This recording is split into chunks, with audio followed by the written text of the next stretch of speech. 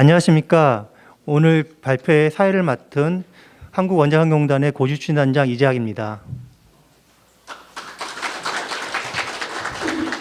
바쁘신 와중에도 국내 원자력발전소의 사용해결 포화 시점에 관심 갖고 발표에 참석해 주신 언론사 기자분을 비롯하여 각 분야 전문가들 그리고 참석해 주신 모든 분들께 감사의 말씀을 드립니다. 발표에 앞서 오늘 참석해 주신 주요 내빈분들을 소개해 드리도록 하겠습니다. 먼저 산업통상자원부 이승열 원자산업정책국장님이 자리해 주셨습니다. 다음은 한국원자력환경공단 김용환 부이사님께서 참석해 주셨습니다. 마지막으로 한국방사선폐기물학회 강문자 사장님께서 참석해 주셨습니다.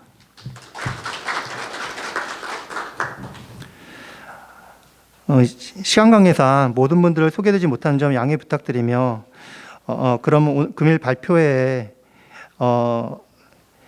순서에 대해서 잠시 설명드리도록 하겠습니다.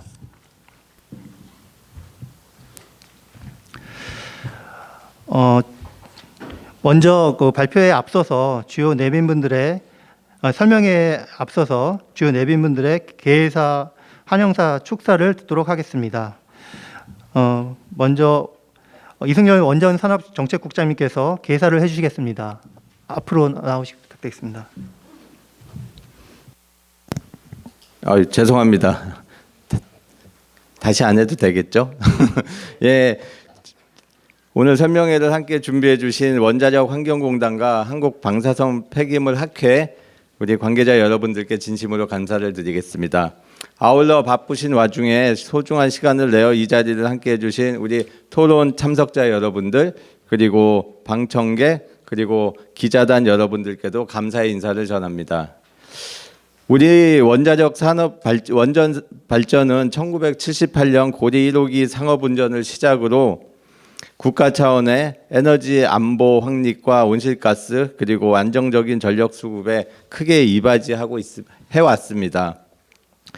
현재 우리나라는 원전 강국의 반열에 올라섰다고 할 수 있겠는데요. 그럼에도 불구하고 고준위 방사선 폐기물 관리 문제는 장기적인 그런 난제로 남아 있습니다. 이 문제를 근본적으로 해결하기 위해서는 고준위 방사선 폐기물 처분장 마련이 무엇보다 중요합니다. 현재 10년여간의 공론화를 거쳐서 3개의 특별법안이 국회에서 논의 중인 만큼 이제는 법안의 조속한 통과가 필요한 시점이라고 생각합니다. 특히 저장시설 포화로 인해서 한시적인 임시로 운영이 될 원전 내 건식저장시설이 불가피한 상황이라고도 말씀드리겠습니다. 원전 내 임시시설인 건식저장시설 건설에 따른 지역 주민들의 우려도 있는 것으로 저희가 잘 알고 있는데요. 그러한 우려들을 충분히 해소하기 위해서라도 오히려 특별법 제정이 꼭 필요한 것입니다. 특별법이 제정이 되어야 그런 주민들의 우려가 해소가 될 수 있다. 이 말씀을 다시 한번 좀 강조드리고 싶습니다. 그래서 정부와 한수원도 그리고 우리 관련 기관들이 주민들과 충분히 소통을 하면서 그런 저장시설 를 구체화해 나가고 추진을 해 나가도록 하겠습니다. 아무쪼록 오늘 사용 후 해결료 포화 시점 재산정 결과 발표가 고준위 방사선 폐기물 관리 문제에 대해 합리적인 해결책을 모색할 수 있는 그런 중요한 계기가 될 것으로 기대합니다. 감사합니다. 네, 국장님 감사합니다. 다음은 한국원자력환경공단의 김용환 부이사장님께서 환영사를 해주시겠습니다.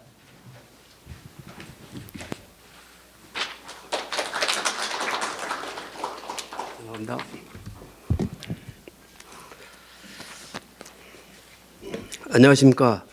한국원자력공단 부이사장 김용환입니다. 바쁘시는 와중에도 오늘 설명회에 참석해 주신 이승열 원전산업정책국장님, 강문자 한국방사선 폐기물학회 회장님, 그리고 각 분야 전문가 모든 분들께 깊은 감사를 드립니다. 원자력 발전은 우리 사회에 많은 혜택을 주고 있지만 고기물 방사성 폐기물 관리라는 커다란 숙제도 함께 안겨주었습니다. 지금 이 시간에도 사용 후 핵연료는 계속 발생하고 있고 원전 내 저장시설에 쌓여가고 있습니다.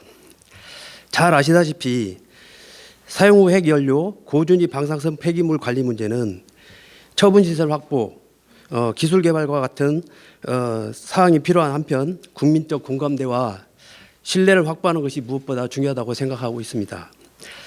그리고 이를 위한 첫걸음은 객관성 있고 신뢰성 있는 발생량 예측으로부터 시작된다고 생각합니다.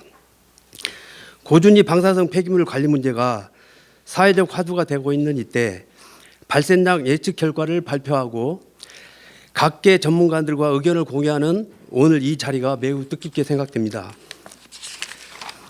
잠시 후 방사성 폐기물 학회 송기찬 소장님께서 발표해 주시겠지만 원전 내 저장시설 부하 시점을 고려할 때 사용 후 핵연료, 즉 고준위 방사성 폐기물 관리 문제는 이제 더 이상 미룰 수 없는 시대적 과제라고 생각합니다. 오늘 개최하는 설명회를 마지막으로 하여 사용 후 핵연료 발생 현황과 당면 현황을 다시 한번 냉정히 돌아보고 각계 전문가의 지혜를 모을 수 있는 공론의 장이 펼쳐지길 기대합니다. 참석해 주신 여러분 모두 건강하시고 행복이 가득하시길 기원하겠습니다. 감사합니다. 네, 부의사님 감사합니다. 다음은 한국방사성폐기물학회 강문자 회장님께서 축사를 해주시겠습니다.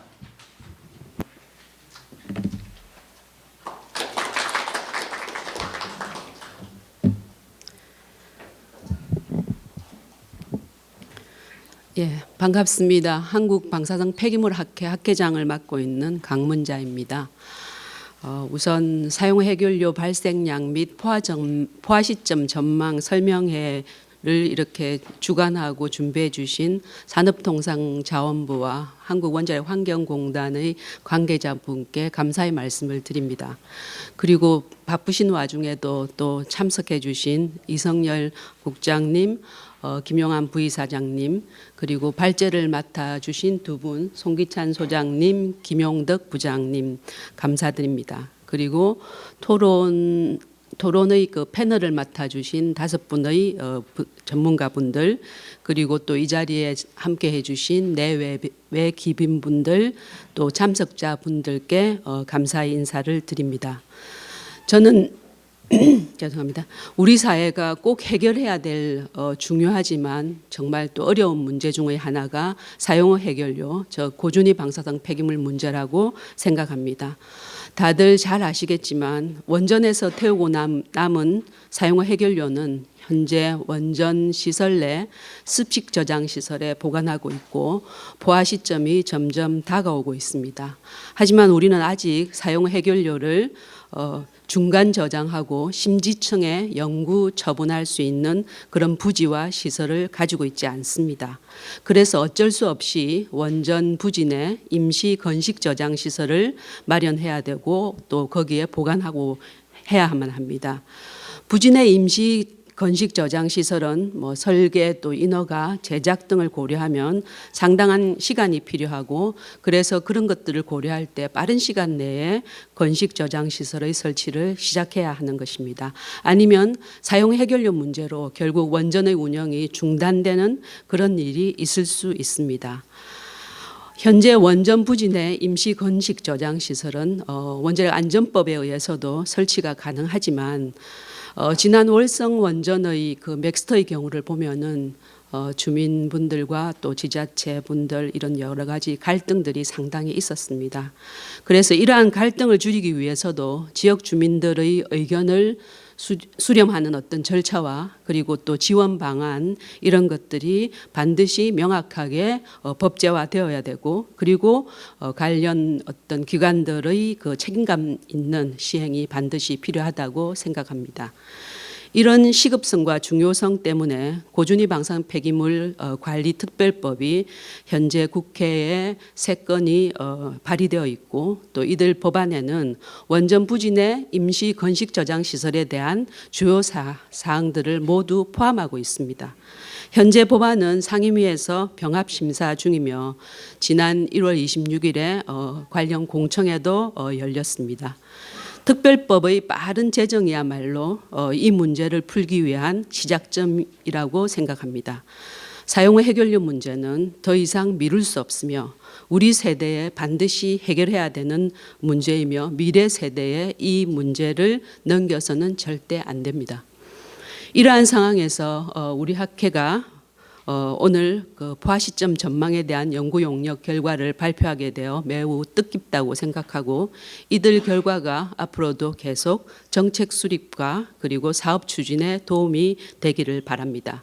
많은 전문가들과 관심 있는 분들이 오늘 설명회에 참석해 주셨습니다. 많은 긍정적인 의견이 모아지고 또 이 자리에서 사용후 해결료 문제를 해결하기 위한 한 걸음이 더 나아가는 자리가 되기를 바랍니다. 감사합니다. 네, 학 회장님 감사합니다. 그럼 지금부터 사용 해결료 발생량 및 포화 전망 설명회를 본행사를 진행하도록 하겠습니다. 본행사는 전문가 두 분의 주제 발표를 진행하도록 하겠습니다. 첫 번째 발표는 사용 해결 발생량 및 포화 시점 전망 연구 용역 주요 결과에 대해 방사원 폐기물 학회 송기창 소장님께서 발표해 주시겠습니다. 네, 포인트. 네네.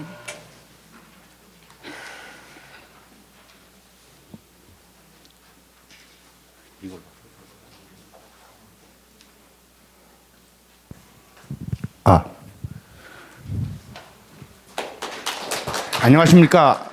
한국방사성 폐기물학회에서 정책기술연구소장을 맡고 있는 송기찬입니다.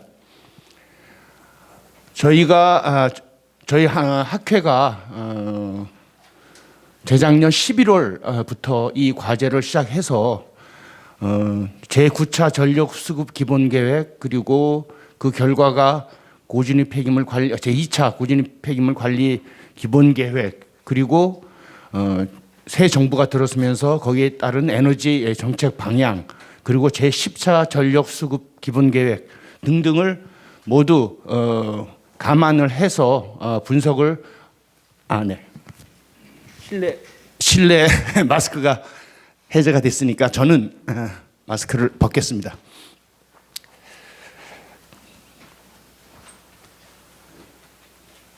이 용역을 수행하면서 송기찬 그리고 남효은 박사는 한국원자력연구원 그리고 조주현 박사는 에너지경제연구원에서 참여를 했습니다. 지금 본 용역의 목적과 배경과 목적은 그 사이 가장 큰 정책의 변화는 2020년 12월 28일 제9차 전력수급 기본계획 그리고 23년 1월 13일에 제10차 전력수급 기본계획이 정부에서 확정 발표되었습니다. 따라서 이 계획들에 의하면 원전 건설, 추가 건설, 신한울 3, 4호기가 건설되는 것으로 지금 계획에 확정되었고요. 그리고 2036년까지 운영 허가가 만료되는 원전들에 대해서는 계속 운전 계획을 발표하셨습니다. 그리고 향후에 원전 이용률이 어느 정도 변화가 또 감지가 됐고요. 따라서 여기에 따른 가장 주요한 변수들이 이러한 요소들이 되고요. 거기에 따라서 사용 해결료 발생량 그리고 거기에 따른 포화연도의 변화에 대한 재산정이 필요했습니다. 따라서 지금 이런 분석을 통해서 국민적 사회적 공감대 형성, 신뢰 확보 그리고 여기 이런 분석에 대한 객관성과 합리성이 결국은 우리 실효성 있는 사용 해결료 즉 고진입 폐기물 관리 정책과 연결된다고 생각을 합니다. 지난 포화연도 산정 연역을 잠깐 살펴보면 88년 제220차 원자력위원회부터 시작을 해서 지금 2011년에 사용후 해결료 관리 대안 용역을 수행할 때도 거의 유사한 그런 용역이 수행이 됐고요. 그리고 공론화위원회 제1차 고준위 폐기물 관리 기본 계획, 그리고 고준위 방패물 기초자료 확보 용역을 통해서 제2차 결과 고준위 방패물 관리 기본 계획이 도출이 됐었습니다.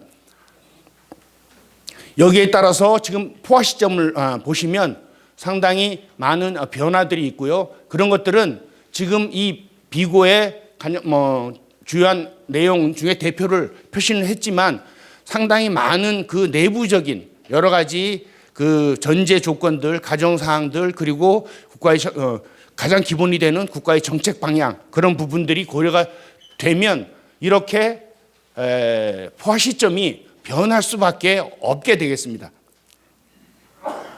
그래서 본 분석 용역에서는 제1차로 9차 전력 수급 기본 계획을 기준으로 해서 분석을 시도를 했었습니다. 대상 원전은 30기가 되고요. 그리고 이 시기적으로 봐서 한수원에서 제공한 활용 자료는 2021년도 3분기 누적 사용 해결료 발생량 자료를 가장 최신 자료로 그 당시 사용을 했습니다. 그리고 이 당시는 계속 운전이라는 얘기가 없었기 때문에 고리 2호기의 조밀렉은 적용하지 않는 것으로 기본 전제 조건으로 하고 분석을 수행했습니다. 그리고 두 번째 분석에서는 제10차 전력 수급 기본 계획이 발표가 되었기 때문에 이 부분을 기준으로 해서 신한울 3, 4호기가 건설된다고 전제하고 총 대상 원전은 32기가 되었습니다. 그리고 계속 운전에 관해서는 전력 수급 기본 계획 기간 내 36년까지 운영 허가가 만료되는 모든 원전에 대해서는 계속 운전을 하는 것으로, 물론 전제는 규제 기관의 안전성 검사를 통과하는 경우에겠죠. 그리고 한수원에서 제공한 사용 후 해결료 현황 관련된 가장 최신 자료인 2022년 3분기 기준 사용 후 해결료 관련 자료를 사용을 했습니다. 그러나 분석 1에서는 사실 고리 2호기 조밀렉이 적용이 안 됐기 때문에 2차 분석에서는 가장 기본을 계속 운전을 감안하면 사용 해결료 발생량이 누적 발생량이 더 늘어날 거기 때문에 일단은 적용하는 것으로 계산을 하고 그 다음에 적용하지 않는 것도 또한 계산을 했습니다. 경수로 사용 후 해결료와 중수로 사용 후 해결료의 발생량하고 포화 전망을 분석하는 방법론에 대해서 말씀드리겠습니다. 2019년 재검토위원회 전문가 검토 그룹에서 논의되었던, 그때 또 도출되었던, 그리고 그런 사용 후 해결료 발생량 및 포화 시점 추정 방법론을 기본으로 했고요. 거기에서 보면 이 경수로 같은 경우는 일단 한 연소 가동 기간을 16.5개월로 잡고 있고 예방 정비 기간을 거쳐서 그 다음 주기로 계속 넘어가는데, 이때 한 가동 기간이 끝나면 사용 후 해결료가 발생하는 것으로 그렇게 지금 전제를 하고 가정을 하고 계산을 수행을 했고요.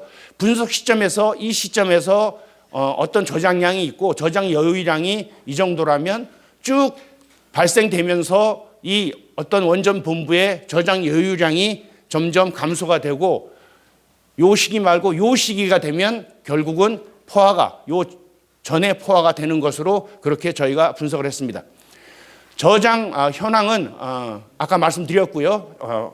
기준 자료를 이용률은 경수로 원전 호기별 이용률에 따른 한 주기 가동 일수를 산정을 해서 한 주기는 가동 기간, 계획 예방 정비 기간, 그리고 불시 정지 기간 이렇게 세 개를 합쳐서 한 주기로 저희가 생각을 했습니다. 그리고 각 원전별 이용률은 9차 전력 수급 계획과 제10차 전력 수급 기본 계획에서 전제하는 그런 이용률을 활용했습니다. 사용 후 해결료가 이와 같이 발생하는데 그런 발생량은 호기별로 1회 교체량만큼 예방 정비 시작일에 발생한다고 일단은 전제를 하고요. 그 호기가 영구 정지가 되면 전체 장전량만큼 사용 후 해결료가 발생한다고 생각을 했습니다. 그리고 저장 용량은 일단은 비상 노심은 제외한 그런 가용 용량을 생각했고요. 그 다음에 영구 정지가 그 호기가 되면 이 비상 노심까지도 다 포함하는 것으로 저장 용량을 생각했습니다. 그러나 그 각 원전에 사용 후 해결료 저장하는 그 저장소에 가 보신 분은 아시겠지만 사용 후 해결료 불가셀이 사용 불가셀이 존재합니다. 어떤 우리가 그러니까 저장대가 있으면 천장 크레인으로 사용 해결료를 이제 꺼내서 넣게 되는데 어떤 구조적인 문제라든가 천장 크레인의 운전의 한계라든가 그런 문제 때문에 사용 불가셀이 존재하게 되고요. 그리고 그래서 전체적인 원래 설치된 전체 렉이 모두 다 사용될 수 있는 것은 아니라는 것을 말씀드리겠습니다.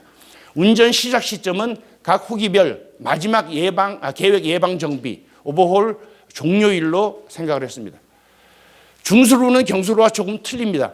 항상 수시로 온라인 리퓨얼링을 하기 때문에 똑같이 2019년에 이 개발한 방법론을 사용을 했고요. 저희가 이 리그레션하는 데이터를 좀 더 추가해서 2019년에 이 개발한 방법론을 저도 충분히 검토를 했습니다만 이 발전량과 사용 해결료 발생량은 어떤 리니어한 그런 관계를 보이고 있었습니다.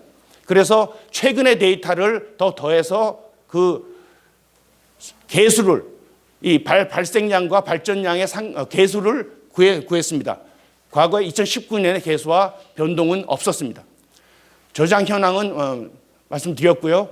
중수형 원전 호기별 이용률 역시 9차, 10차 전력수급 기본계획 전체치를 활용했고요.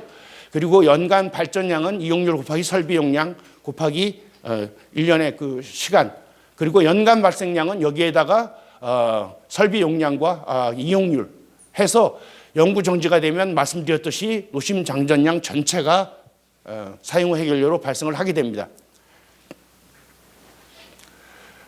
이 외에 주요 전제 조건과 가정 사항을 보면 지금 사용 후 해결료 저장소에는 사용 후 해결료 다발 이외에 다른 것들도 저장되어 있는 부분들이 있습니다. 그런 부분들이 원자로 내에 반응도를 제어하는 제어봉 CEA (Control Element Assembly라고 그러죠. 계측기, ICI (In-Core Instrumentation) 여러 가지 중성자라든가 그런 것들을 계측하는 계측기, 그런 것들이 C 노형에서 발생하는 비연료 물질로 해서 해결료 다발과 거의 물리적 디멘전이 똑같은, 그러니까 4m 되는 그런 바스켓에 담아서 지금 보관을 하고 있습니다. 그래서 현재 이 비연료 다발이 우리가 사용 해결료 넣을 수 있는 가용셀에 들어가 있는 경우에는 그거를 전체적인 우리가 사용 해결료를 넣을 수 있는 가용 용량에서 차감하는 방식으로 가용 용량을 생각을 했습니다. 제어봉은 10년에 17다발씩 평균 발생하는 걸로 지금 되어 있고요. 계측기는 한 주기마다 성능이 저하된 부분을 잘라서 그 안에 넣게 되면 한 바스켓, 한 비연료 다발 정도가 발생하는 것으로 되어 있습니다. 현재 추진 중인 그리고 조밀렉 관련돼서는 현재 추진되고 있는 부분들은 그냥 일정대로 추진이 된다고 전제를 했고요. 그리고 신규 원전 운영 시작일은 한수원 홈페이지를 참조를 했습니다. 신한울 3, 4호기 같은 경우에는 2032년 10월, 2033년 10월로 지금 제10차 전력 수급 계획에 표기가 되어 있습니다. 원전 이용률은 아까 말씀드린 바와 같이 9차 전력 수급 계획, 10차 전력 수급 계획에서 전제한 이용률을 전제를 하되 계산된 전제율이 가동 기간 동안에 쭉 유지된다고 가정을 하였습니다. 계속 운전은 다시 말씀드리면 36년까지 운영 허가가 만료가 되면 계속 운전한다. 연료 교체는 지금 만약에 계속 운전하는 경우에 지금 운영 허가 종료되면 전체가 나왔다가 다시 계속 운전을 하게 되면 원래 빼내야 되는 3분의 1 부분 빼고 나머지는 다시 재장전되는 걸로 그렇게 생각을 했습니다. 아까도 다시 한번 말씀드리면 사용 불가셀은 아까 말씀드린 크레인 접근 문제라든가 여러 가지 문제를 위한 비가용 셀, 그리고 가용셀에 저장된 비연료 다발 두 개를 합쳐서 사용 불가셀로 생각을 했습니다. 그리고 제10차 전력 수급 기본 계획에 의한 분석을 할 때에는 한수원 그리고 여러 관계 발주 기관 등과 회의를 거쳐서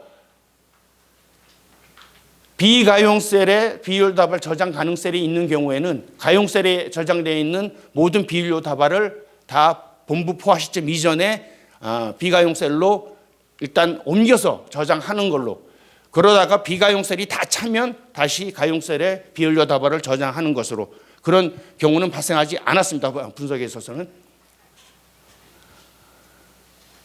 그리고 경수로 사용 해결 발생 시점은 지금 한수원 홈페이지에 보면 게시된 호기별로 다음 차수 예방 정비 시작일이 있습니다. 거기서 플러스 58일 OH 평균 소요 기간을 각 원전별로 적용을 했습니다. 그리고 계획 예방 정비 계획이 아직 개시되지 않은 경우는 예방 정비 종료일을 기준으로 해서 시작일로 가정을 했고요. 세월 3, 4호기와 신한울 1, 4호기는 신규 원전 운영 시작일로 가정을 했습니다. 지금까지 말씀을 드린 여러 가지를 보면 많은 가정과 많은 전제 조건들이 계속 제가 말씀을 드리고 있고, 이런 부분들을 가장 현실화하고 실질적인 데이터를 집어넣으려고 노력했던 게 이번 용역의 가장 큰 점이라고 생각을 합니다. 고리 2호기 조밀렉 같은 경우는 제9차 전력 수급 기준으로 분석할 당시에는 조밀렉을 아까 말씀드렸듯이 포함시키지 않았고요. 그리고 제10차 전력 수급 기본 계획에서 계속 운전을 명기하고 있기 때문에 그때는 여타 원전과 동일하게 고리 2호기에도 조밀렉을 설치하는 것으로 가정을 해서 제10차, 즉 두 번째 분석, 제10차 전력 수급 기본 계획을 기준으로 할 때는 조밀렉 설치가 기본이 되겠습니다. 따라서 결과를 보시면 지금 경수로 같은 경우에는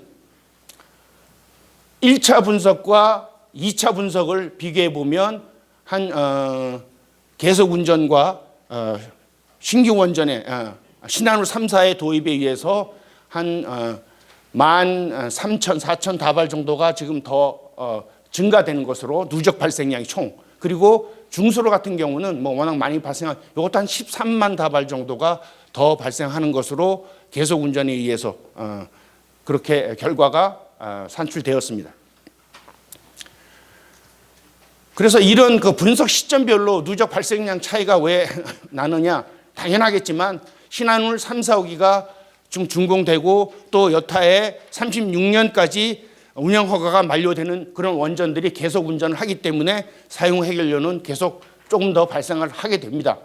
그래서 지금 총 분석 그러니까 9차 전력, 10차 전기본 대비 총 추가 누적 발생량은 13,000다발 정도. 그러나 이것들은 저희가 많은 앞에서 한 가정들에 따라서 향후의 원전 노심 관리 계획이라든가 사용 해결, 그러니까 오버홀의 어떤 그런 그 계획의 변화, 뭐 그런 것들에 따라서 발생량 변화는 어느 정도 있을 수밖에 없는 그런 경우가 되겠습니다. 원전별 포화 전망을 보겠습니다. 이런 누적 발생량이 조금 더 커지고요. 그렇게 됨에 따라서 지금 1차와 즉 9차 전기본과 10차 전기본, 그리고 고리 조밀렉을 적용하는 경우, 적용하지 않는 경우에 따라서 고리 같은 경우는 고리 2호기에 조밀렉을 적용하면 현재 10차 전력 수급 기본 계획을 기준으로 하더라도 2032년 정도의 2032년에 포화가 될 것으로 생각이 되고요. 다음에 고리 적용하지 않으면 조금 더 당겨지게 되겠습니다.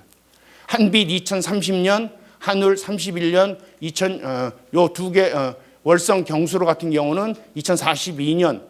여기에 지금 한울이라든가 한빛이라든가 월성 같은 경우는 그 사이에 계속 운전이라든가 그리고 여러 가지 그 계획 정비 기간의 어떤 실질적인 저희가 사용한 그 데이터의 변화, 그리고 현 저장량의 변화, 뭐 그런 것들에 의해서 지금 변화가 생겼습니다.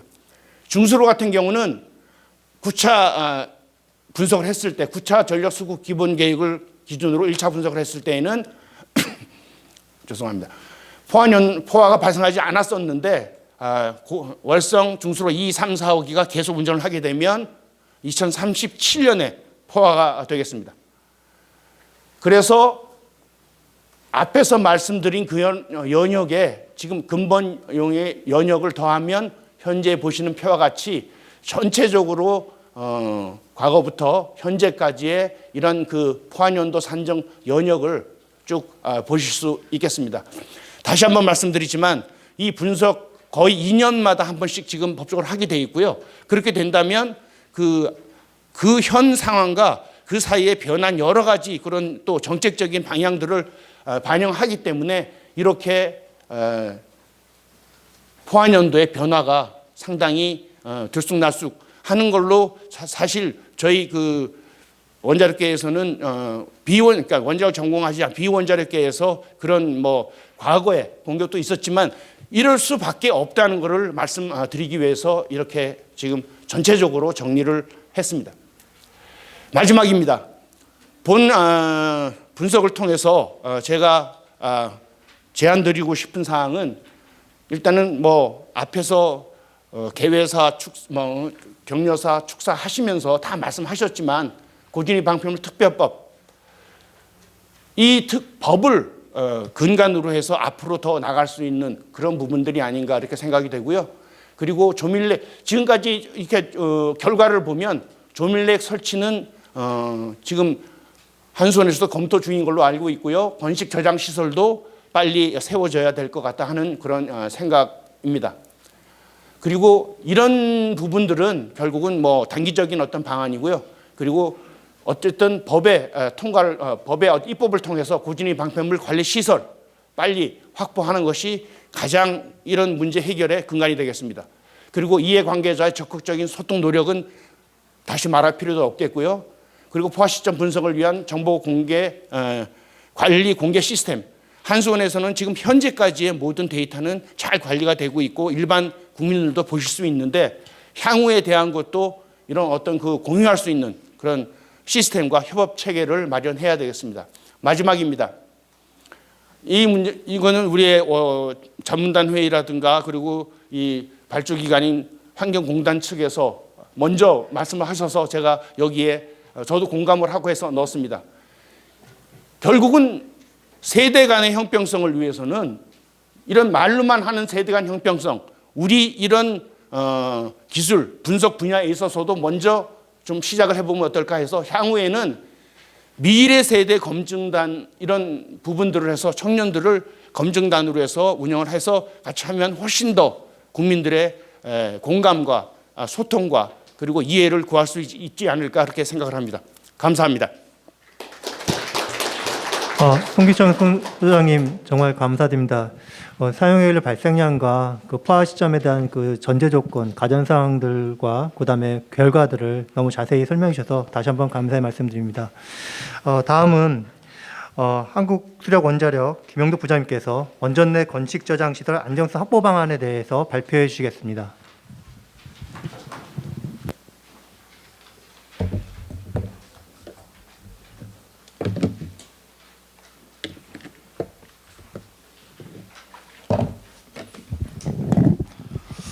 예, 안녕하십니까.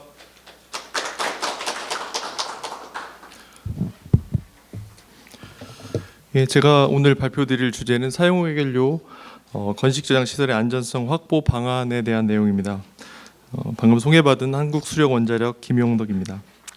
먼저 참석하신 분들의 이해를 좀 돕기 위해 사용 후 해결료의 어떤 건식 저장 개요에 대해서 설명드리고 그리고 우리나라가 현재 운영하고 있는 월성 원전 건식 저장 현황에 대해서 말씀드리겠습니다.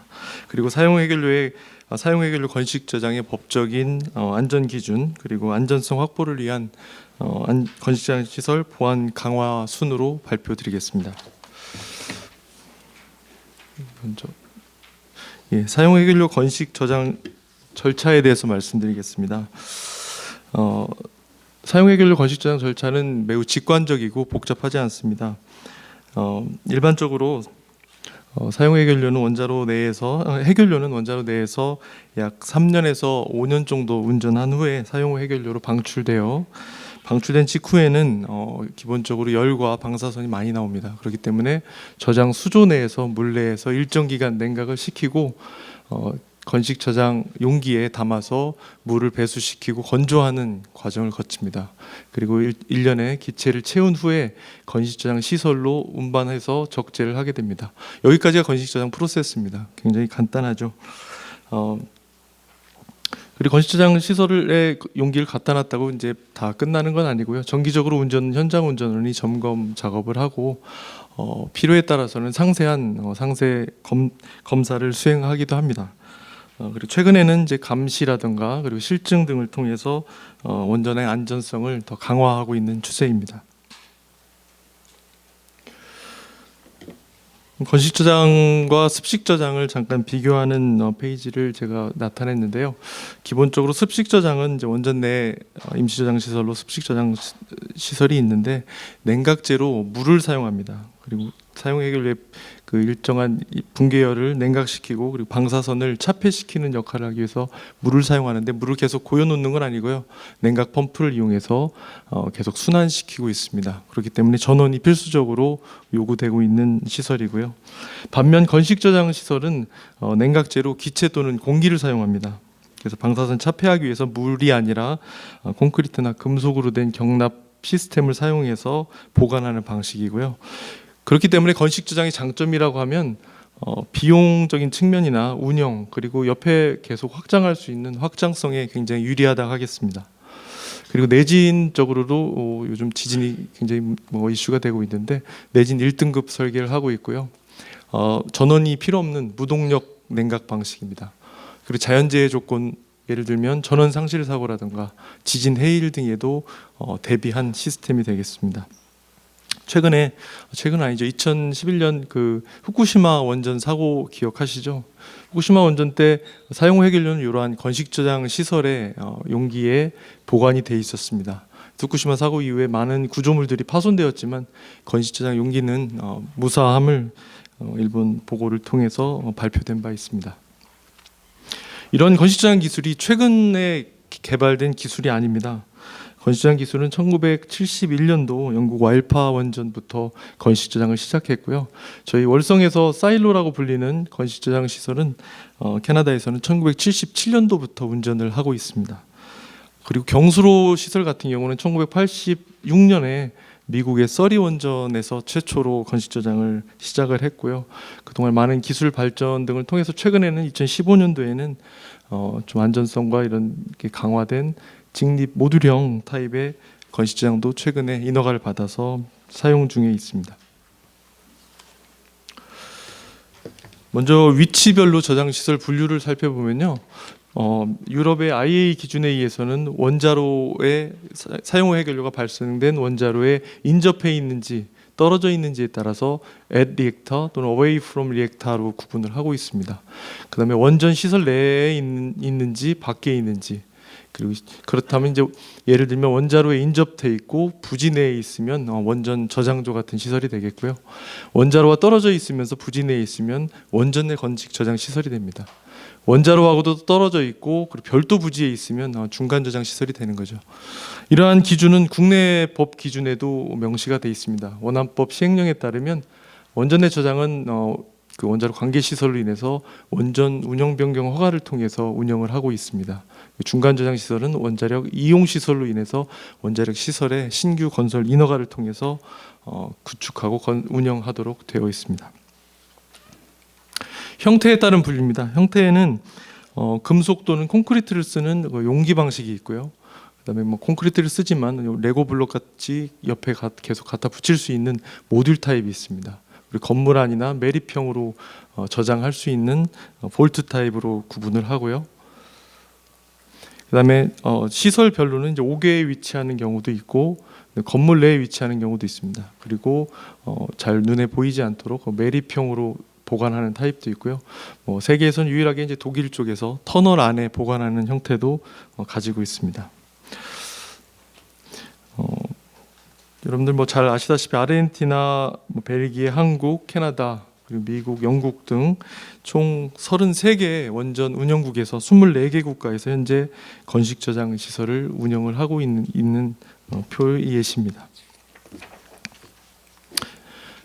원전 선진국으로 알려진 미국에서도 현재 2020년 기준으로 93개 원전에서 그 건식 저장 시설을 운영하고 있고요. 현재 이 별표로 되어 있는 뉴멕시코주와 텍사스주에 명기되어 있는 중앙집중식 2개 저장 시설은 민간 기업이 제안한 중앙집중식 시설입니다.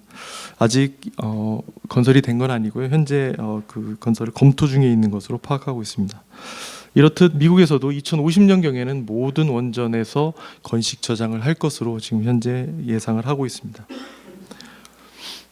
유럽 쪽을 살펴보면 독일 쪽에서는 먼저 중간 저장 시설인 고어레벤 아하우스 중간 저장 시설을 먼저 운영을 했는데 상황에 따라서 상황이 좀 변경돼서 원전 내에서 14개 원전에서 중앙 건식 저장 시설을 현재 운영 중이고 있고요. 옥내 빌딩 안에 보관하고 있습니다. 스페인에서는 이제 반면 5개에서 3개 원전에서 건식 저장 시설을 운영을 하고 있습니다. 스페인은 현재 ATC라고 하는 중앙 집중식 중간 저장 시설을 인허가 받기 위해서 노력 중에 있습니다. 부지는 선정이 돼 있고요. 스위스는 쯔빌락 중간 저장 시설이 건물형으로, 헝가리는 볼트 타입으로 팍스 원전 건식 저장 시설이 운영 중에 있습니다. 우리나라도 건식 저장 시설이 있습니다. 바로 중수로 원전이 있는 월성 건식 저장 시설인데요. 해결료를 이런 경납된 바스켓에 넣어가지고 사일로 또는 맥스터 안에 보관 중에 있습니다. 이 맥스터 시설은 사실 캐나다의 이런 200이라는 모델을 좀 개량해서 공동연구를 통해서 저희가 국내 모델로 조금 더 효율성을 높인 모델이라고 하겠습니다. 그럼 이러한 월성 건식 저장 시설에 대해서 조금 더 살펴보도록 하겠습니다. 현재 월성 원전에는 경수로 2기, 신월성 1, 2호기고요. 중수로에는 현재 정지된 월성 1호기를 포함해서 4개 호기가 운전 중에 있습니다. 경수로는 현재 63% 정도 저장 용량 대비 저장할 수 있는 용량 대비 저장이 돼 있고요. 그다음에 습식 저장조에서는 중수로 타입에서는 약 98%, 건식 저장 시설에서는 약 67%가 현재 저장되고 있습니다. 좀 더 개략적으로 말씀드리면 건식 저장 시설은 앞서 이렇게 동그란 형태, 용기 타입인 형태가 이제 캐니스터라고 부르고요. 약 300기가 현재 운영 중에 있으며 뒤쪽에 있는 네모 박스 형태로 맥스터 모듈은 14기가 현재 운영 중에 있습니다. 사일로는 현재 92년부터 운전이 됐고요. 30년간 큰 문제 없이 잘 안전하게 운영되고 있습니다. 조금 더 살펴보면 캐니스터 시설은 이제 사일로라고 캐나다에서는 캐니스터라고 부르고요. 우리나라는 사일로라고 부릅니다. 캐니스터란 용어가 경수로에서는 또 다른 의미로 사용되기 때문에 혼선을 방지하기 위해서 현재 우리나라는 사일로라고 부릅니다. 수량은 약 16만 2천 다발 수용할 수 있는 300기가 현재 모두 저장량을 다 채운 상태고요. 한 개당 크기는 약 6.5m 높이의 한 3m 직경을 가지고 있습니다. 반면 조밀 타입인 맥스터 타입은 14개가 현재 완성돼서 운영 중에 있고요. 총 저장량은 33만 6천 다발을 저장할 수 있습니다. 모듈당 약 2만 4천 다발을 저장할 수 있는 용량이죠. 그리고 한 모듈의 크기는 가로 세로 높이가 22m, 13m, 7.6m 정도로 크기를 가지고 있습니다. 내부를 살펴보면 두 시설 모두 콘크리트 타입의 시설입니다. 그래서 냉각 방식은 앞서 말씀드린 대로 자연 냉각 방식이고요. 그다음에 그 사일로는 92년 4월부터 운전해서 2010년 4월에 모든 사일로가 지금 현재 가득 차 있는 상태고, 맥스터는 그 바톤을 이어받아 가지고 2010년부터 2010년 4월부터 현재 운영 중에 있습니다. 설계 기준은 내진 성능 0.3G입니다. 리히터 규모로 약 7.0 정도 되고요. 그리고 방사선도 안전하게 지금 관리가 되고 있습니다. 두 설비 공이 이제 구성 설비로는 안전 조치를 위한 IA 안전 감시 보안 장치가 있고요. 그다음에 방사선 감시 설비, 보안 카메라 등이 설치되어서 안전하게 관리가 되고 있습니다. 이러한 감시 외에 이제 방사선 선량률이라든가 공기 오염도 그리고 지표수 분석 등을 점검 주기에 맞춰서 현재 현장 작업자들이 수행을 하고 있고 현재까지 점검 결과 다 기준치 이하로 나오고 있습니다. 이외에도 누설 검사, 그다음에 모듈의 어떤 균열, 외관 손상 검사들을 점검 항목과 주기에 맞춰서 한 결과도 역시 양호한 상태로 현재까지 안전하게 잘 운영되고 있다고 말씀드릴 수 있습니다. 이러한 건식저장 계통은 그냥 막 만드는 게 아니고요. 법적 요건인 설계 안전 기준을 가지고 있습니다. 그런 안전 기준에 대해서 살펴보겠습니다.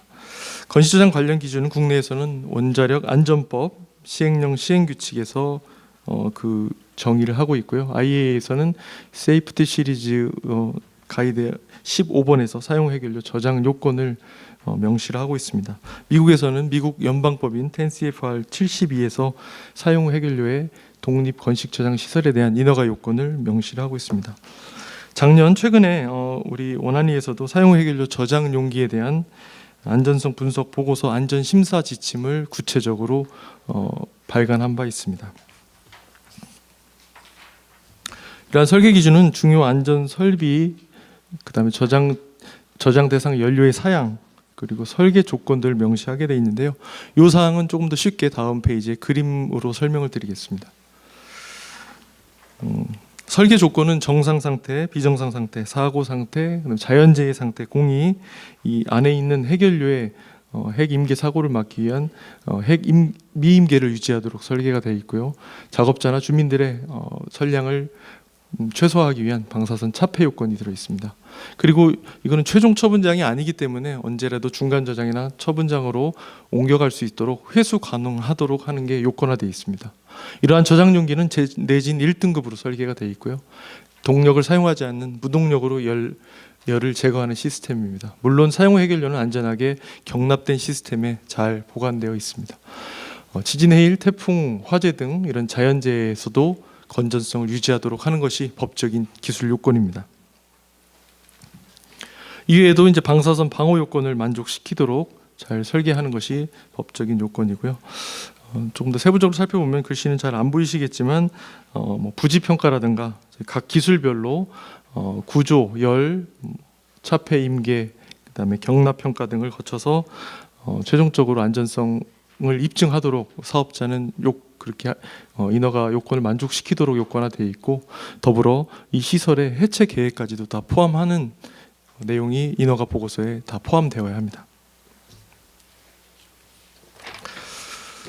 이러한 평가는 모든 게 뭐 실험적으로 벌어지는 건 아니고요. 어떤 일부는 다 해석적인 방법을 통해 가지고 평가를 수행을 합니다. 그리고 일부는 보안 시험이 필요한 경우에는 일부 모델을 만들어서 입증 시험을 통해서 추가 보완적으로 안전성을 입증을 하고 있습니다. 예, 마지막으로 건식 저장 시설의 보안 강화에 대해서 말씀드리겠습니다. 미국은 2001년 9.11 테러 이후에 항공기 충돌을 인위적 재해로 보고 그래서 미국 규제기관이죠. NRC는 법 개정을 통해서 민항기 충돌에 대한 법적 요건을 신규 원전에 대해서 안전성 평가 법령을 규정을 하였습니다. 이 아래 보시면 10CFR 50.150에서 명시를 하고 있습니다. 국내에서도 모든 신규 원전 대상으로는 이러한 의도적인 항공기 충돌에 대한 안전성 평가를 2016년도에 법제화하였고 2016년도 이후에 신규로 인허가 되는 시설에 대해서는 이 항공기 충돌을 요건화했습니다. 따라서 신고리 56 호기에는 이러한 항공기 충돌 평가에 대해서 저희가 평가를 수행해서 여기에도 건전함을 유지하는 것을 보이도록 되어 있습니다. 다만 현재 지어져 있고 운영 중인 가동 원전에 대해서는 어떻게 할 것이냐. 그럼 미국 같은 경우 그리고 국내에도 이러한 경우에는 항공기 충돌 평가에 대해서 완벽하게 막는 것이 아니라 만약에 발생했을 때 이런 사고 완화 전략이라든가 사고 관리 계획서를 법적으로 요건화시키는 것으로 현재 되어 있습니다. 이를 조금 더 자세히 살펴보면 원안법 제20조입니다. 운영허가에서 국내 가동 중인 28개 원전은 2019년 시행규칙 제16조 사항에 따라서 사고관리 계획서를 모두 제출한 상태입니다. 그래서 사고관리 계획서가 나오기 이전에는 설계 기준 사고에 대해서만 평가를 했는데 사고관리 계획서가 발제된 이후에서는 설계 기준을 초과하는 이런 자연재해, 인위적 재해, 중대 사고에 대해서도 사고 관리 계획서를 구성해서 그 방안을 마련하고 그런 절차를 구축하도록 사업자에게 요구하고 있습니다. 그래서 설계 기준 초과 인위적 재해에 대해서는 그 예측할 수 없는 의도적인 항공기 충돌이 여기에 포함이 돼 있고요. 사고 관리 계획에 따라서 현재 그 예방이라던가 사고 관리 그 평가 그리고 완화 조치까지도 다 절차화가 돼 있는 상태입니다. 항공기 충돌을 요건화할 경우에는 이제 그 신규 원전 대상 신규 시설에 대해서 항공기 충돌이 요건화돼 있는데 이러한 해석은 전사한 해석을 통해서 평가를 하고요. 일부 시험이 필요한 경우에는 역시 모델을 만들어서 충돌 시험을 수행을 해서 입증을 하고 있습니다. 해외 건식 저장 시설의 그럼 이러한 보안 강화 사례를 한번 살펴보겠습니다. 미국 서부 애리조나주에 있는 팔로보디 원전 사진인데요. 오른쪽 끝에 보시면 이게 이제 건식 저장 시설입니다. 이 건식 저장 시설에서는 어떤 둔턱을 세워가지고 차량 폭탄이라든가 비행기의 의도적인 항공기 충돌을 물리적으로 막는 형태의 이런 둔턱을 구축한 사례가 있고요. 최근에 2015년에 제가 이제 앞서 설명드린 요 인허가 받은 시스템에서는 아예 지상에 노출되지 않는 이런 약간 매립 형태로 미국 캘리포니아의 송수 원전이나 켈러웨이 원전에서 현재 이러한 시스템을 통해서 아예 항공기 충돌을 예방할 수 있는 시스템을 현재 건설해서 운영 중에 있습니다. 유럽 쪽을 살펴보면 독일은 과거에 이제 동서독일 대치 상황이었습니다. 그래서 독일 같은 경우에는 전투기 충돌 평가 그리고 모든 사용 후 해결료의 용기는 건물 내에 보관해야 된다는 게 규정화되어 있었습니다. 그래서 독일에 여러분들 방문하시면 이러한 타입의 두 가지 타입의 건물 방식으로 모든 사용 후 해결료가 현재 저장 중에 있고요. 다만 이제 전투기 쪽으로만 충돌 평가했는데 최근에 이제 대형 민항기의 그런 우려 때문에 대형 항공기 충돌 평가는 이 건물을 보완하는 형태로 현재 보완해서 규제 기간에 인허가를 받아가지고 현재 운영 중에 있습니다. 그리고 앞서 말씀드린 한 군데 세계에서 유일하게 이제 터널 방식이 운영되고 있는 독일의 네카베스타임 원전입니다. 2006년도에 이 시설을 위해서 터널을 새로 만든 건 아니고요. 기존에 있는 터널을 활용한 사례입니다. 그래서 이것도 이제 산 아래에 있는 두 개의 동굴 터널을 이용해서 이 안에 건식 저장 용기를 가져다가 보관하고 있는 사례가 되겠습니다. 다른 유럽 국가에서도 이 건물 방식으로 스위스 쯔빌락이나 벨기에 도엘 원전 그리고 스페인의 트릴로 원전에서도 각각 중간 저장, 부진대 저장도 다 건물 안에서 이렇게 유럽은 저장하는 게 많이 보편화된 방법입니다. 가까운 나라인 일본도 내년 아마부터는 운영 예정이 돼 있습니다. 무추 중간 저장 그 아오모리현 쪽에 있는 무추 중간 저장 시설도 항공기 충돌이 약간 보완이 돼 있고요. 도카이 원전이나 후쿠시마 원전도 이런 건물 내에 사용 후 해결료 용기를 보관하는 형태로 보관을 하고 있습니다. 예, 마지막 페이지입니다. 현재 한국수력원자력도 이러한 보안과 안전성을 강화하는 방향으로 부진의 건식 저장 시설을 구축하기 위해서 현재 많은 각고의 노력을 현재 하고 있다는 점 밝혀드리고 제 발표를 마치겠습니다. 경청해 주셔서 감사합니다. 네, 김영덕 부장님 감사합니다. 김영덕 부장님께서 사용해결료 건식 저장 시설에 대한 개념과 그 국내 사례들 그리고 월성 원전 그다음에 건식 저장 개통의 안전 기능 그리고 건식 저장실의 보안에 대해서 정말 자세히 설명해 주셨습니다. 네, 감사합니다. 또 양 두 전문가분들께서 또 시간을 지켜주셔서 발표 시간을 지켜주셔서 또 감사드리고요. 그럼 주제 발표에 이어서 전문가 패널분들의 제언사항을 청취하는 시간을 갖도록 하겠습니다. 오늘 설명에 참석해 주신 지금 전문가 패널 5분을 좀 소개해 드리도록 하겠습니다. 이 앞에 저의 오른쪽부터 좀 소개해 드리도록 하겠습니다. 한국전력기술 주식회사의 윤영준 부장님이십니다. 네, 다음은 한국원자력연구원 최우석 실장님이십니다. 다음은 세아베스텔 이온호 팀장님이십니다. 네, 다음은 행정개혁시민연대 박수정 사무총장이십니다. 네, 다음은 사실과 과학 네트워크의 박기철 이사님이십니다. 패널분들은 앞쪽에 자리를 부탁드리도록 하겠습니다. 예. 예. 그럼 잠시 5분 정도 시간을 갖도록 하겠습니다. 예. 그럼 지금부터 전문가 패널분들의 그 제언사항을 청취하는 시간을 갖도록 하겠습니다. 제언사항 발언은 지금 우측에 앉아 계신 순서대로 좀 하겠는데요. 유영준 부장님을 시작으로 해서 최우석 실장님, 박수성 사무총장님, 박기철 이사님, 마지막으로 이원호 팀장님 순으로 진행하도록 하겠습니다. 패널분들은 원활한 그 설명의 진행을 위해서 5분 이내로 제언사항을 말씀해 주길 부탁드리겠습니다. 그럼 먼저 유영준 부장님 말씀 부탁드리겠습니다. 예, 제가 먼저 말씀을 드리겠습니다. 일단 저는 그 앞전에 그 한수원의 김영덕 박사가 그 건식저장시설의 안전 그 규제 요건들에 대해서 얘기를 했는데, 저는 저장시설에 대해서 사용해결료 저장시설의 안전성에 대해서 다시 한번 좀 제언을 드릴까 합니다. 저는 이제 한전기술에 다니고 원전 설계를 20년 넘게 해오던 사람이거든요. 지금 전 세계에서 원전 설계를 하고 운영을 하고 그거를 이제 해외에 수출할 수 있는 나라는 몇 나라가 되질 않습니다. 그게 이제 다르게 해석하면 원전을 수출한다는 게 뭔가, 그 기반에는 뭐가 깔려 있냐면 안전한 설계, 안전한 시공, 안전한 운영, 이런 어떤 세 가지의 카테고리가 기반에 갖춰지지 않으면 해외에서 저희들한테 그 건설이나 시공 운영을 맡기질 않아요.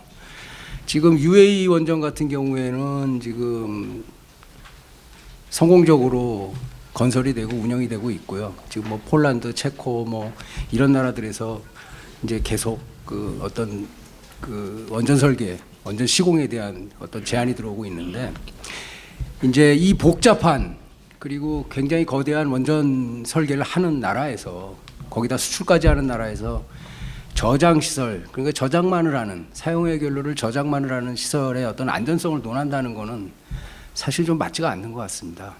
그래서 지금 이 안전에 대한 어떤 모멘텀도 좀 바뀌어야 되는 게 아닌가.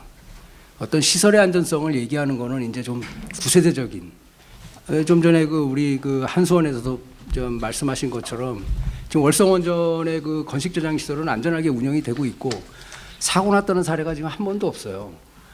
거기다가 지금 그게 좀 1980년대 초부터 운영이 지금 안전하게 돼 있는 상태고, 거기다가 이제 경수로 원전, 고려와 같은 경수로 원전을 보면은 아까 뭐 미국에서 1986년부터 시작됐다 그러는데 사실은 40년 지난 설계 기술이라고 보시면 됩니다. 저희가 지금 최신형의 원자력 발전소를 설계하는 그리고 건설하는 나라에서 이런 지난 어떤 모르겠습니다. 그게 뭐 어떤 기술이 추가적으로 이제 들어가 있지만 본 어떤 시스템을 보자면은 굉장히 구시대적인 어떤 설계 지금 그 상태거든요. 그거를 못 한다는 거는 맞지가 않고, 그래서 이제 그 도대체 이 저장 시설의 그 안전성을 도대체 다른 미국 같은 나라, 그러니까 미국이 뭐 원자력 산업을 선도하는 나라니까 도대체 얘네 규제기관에서는 어떤 식으로 어프로치를 할까 하고 좀 사이트를 한번 다 뒤져봤어요. 그랬더니 그 NRC, 그러니까 미국 원자력 규제위원회에서 이제 어떤 식의 안전, 그러니까 도대체 얘네들은 자체적으로 자기들한테 이제 퀘스천을 했는데 도대체 저장시설의 안전성을 어떻게 할 것이냐가 퀘스천이고, 그에 대한 답을 사실은 원전 기반의 설계, 원전 기반의 운영을 하는 것으로 사실은 그 시설은 안전성은 보장된다. 시설의 안전성은 보장이 됐다. 그 이후 운영이나 검사, 보수, 그다음에 품질 보증, 이런 어떤 소프트웨어적인 것들에 대해서 안전성이 확보된다면 그거는 세이프하다라는 식으로 지금 NRC에서도 그렇게 논리를 만들고 있더라고요. 그래서 모르겠습니다. 저는 설계하는 사람이기 때문에 그 복잡한 그 원전 설계도 좀 수출하는 나라에서 이런 어떤 단편적인 그 저장 시설의 안전성을 계속 얘기하는 게 자존심도 상하고, 해외에 있는 전문가들이 보자면 아마 고개를 갸우뚱할 것 같아요.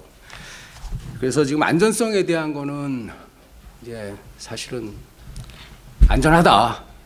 더 이상 뭐 저희가 거기다가 뭐 최상의 어떤 안전성이 보장된 그 기준을 가지고 설계를 하기 때문에 뭐 안전성이 보장된다는 것을 다시 한번 말씀을 드리고요. 그리고 마지막으로 짧게 그 특별법 얘기인데 이런 어떤 사실은 관리 사업의 일부분입니다.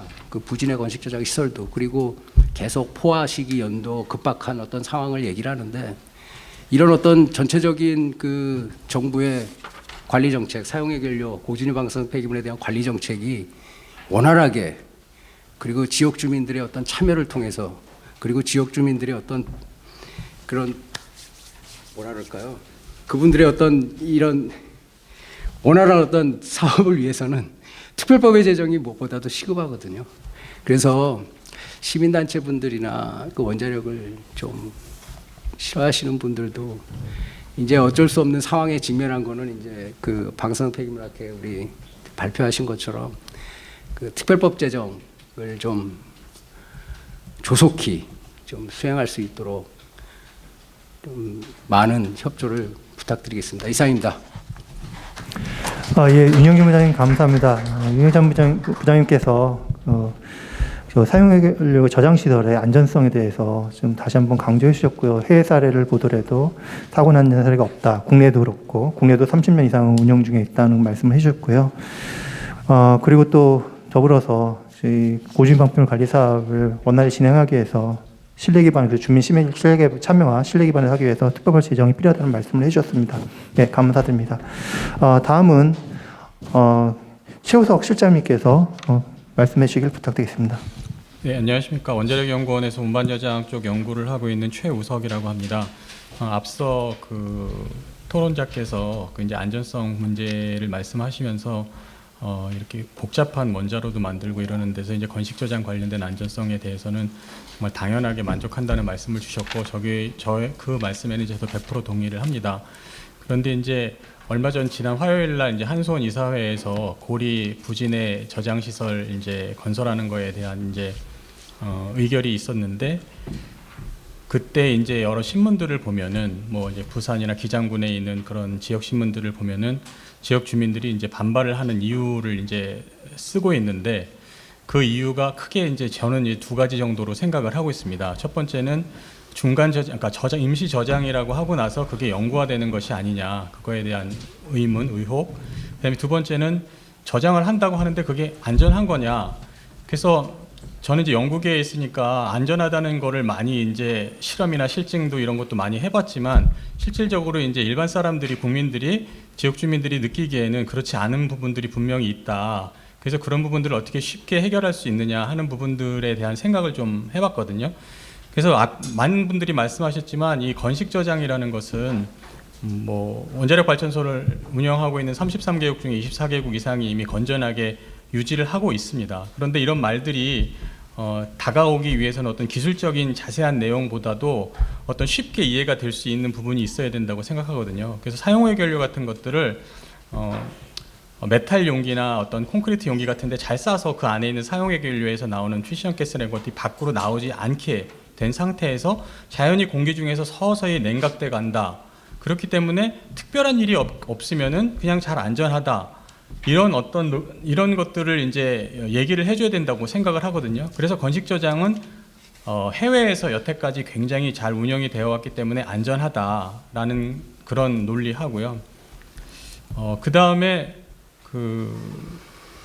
저는 이제 가끔 그런 비교를 하는데 사용 해결료를 저장 용기 안에 넣어놓은 것은 마치 사람이 차 안에 이제 타고 주행을 하고 있다고 생각하거든요. 그러면은 우리가 아주 운전을 천천히 하는 사람은 잘 하고 또 막 빨리 가는 사람도 있고 사고가 나는 경우도 있는데 그럴 경우에 차량도 좀 안전해야 되고 특히 그 안에 있는 사람은 또 안전해야 되고 이런 논리를 치면 저장 시스템도 건전하고 수명 기간 내에 안전해서 그 사람을 잘 지켜줘야 되듯이 사용 해결료를 잘 지켜줘야 되고 또 사용 해결료 입장에서 보면은 특별히 어떤 잘못해갖고 어떤 사고 같은 것들이 났을 때 사람이 안전해야 되는 것처럼 사용 해결료도 안전해야 됩니다. 그런데 이 건식 저장 시스템 자체가 많은 분들이 말씀하셨지만 자연스럽게 이루어지는 것이고 밖에서 뭔가 외란이 들어오는 그런 경우가 드물기 때문에 굉장히 안전하다라는 이제 그런 어프로치를 이제 하는 게 맞고요. 그래서 국내 기술로도 보면은 그럼 국내 기술은 그러면 건식 저장이 얼마나 수준에 와 있느냐라는 질문이 또 따라올 수밖에 없습니다. 그래서